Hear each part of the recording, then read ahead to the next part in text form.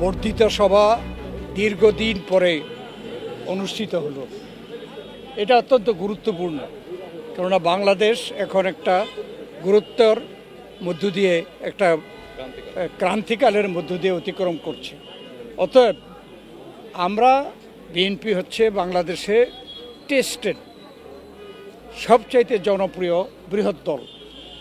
এই দলের যে এই বর্ধিত সভা মতামত কি আসছে, কি ধরনের প্রস্তাবনা আসছে, চিন্তাভাবনা আসছে, এটা জাতির জন্য, দেশের জন্য, সরকারের জন্য গুরুত্বপূর্ণ।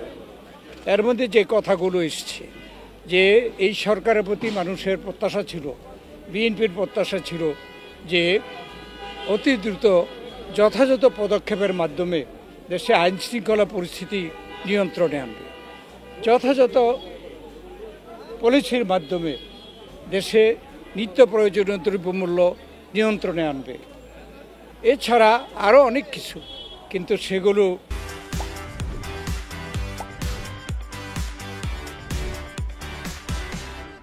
এখন পর্যন্ত 7 মাস হয়ে গেল, কিন্তু সরকার কিন্তু করতে পারেনি। জনগণ তা একটু হতাশ।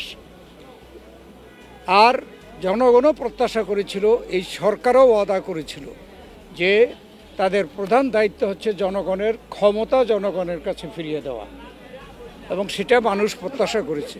আর জনগণের ক্ষমতা দিতে হলে তার অর্থই হচ্ছে জনগণকে ভোটের অধিকার ফিরিয়ে দিতে হবে।